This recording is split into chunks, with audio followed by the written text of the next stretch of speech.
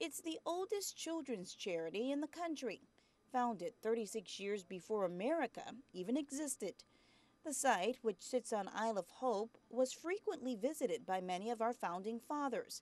In fact, Benjamin Franklin was an early investor in this institution, constituted by a grant from King George. But it was Reverend George Whitefield who in 1740 established this House of Mercy, the translation of the name Bethesda. Whitefield actually started Bethesda with 61 orphan boys and girls whose families had died with the result of yellow fever, smallpox, and diseases like that in colonial Georgia. Since then, more than 10,000 boys have walked this campus. But today, I think what makes us so unique is that we're serving an all-male population, young men that are perhaps struggling academically, maybe some of them having some family issues, other environmental problems. And our goal is to make sure that we're interacting with these young people so that they can have a productive life and a productive future. David Trible is the president of Bethesda, a position he's held for the past 20 years. He says transforming young lives has always been a tradition here. But that isn't the only transformation that's taken place. Through the years, the Home for Boys has developed into an accredited academic program. And earlier this year, it officially changed its name to Bethesda Academy.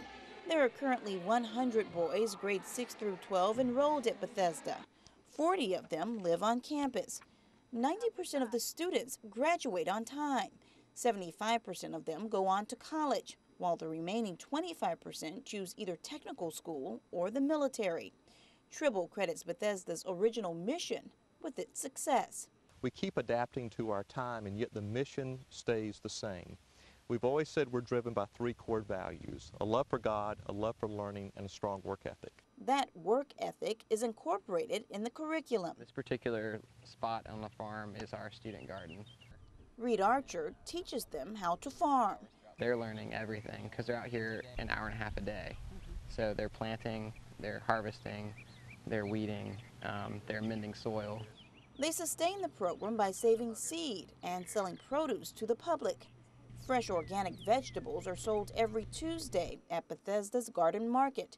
They also tend to livestock. All had details out here. We worked. We didn't just laze around. They kept us pretty busy, and that's the motto they still have today, as love of the Lord and study and work. Glaen still remembers his days at Bethesda. I grew right up in this area, all around here, and all 600 acres.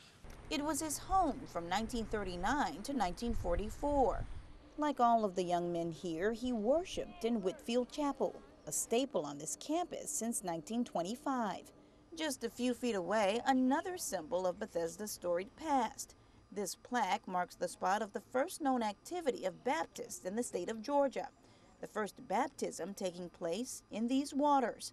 So much history sits on these grounds, but most agree it's the foundation that's created this family of boys and kept this institution alive for so long.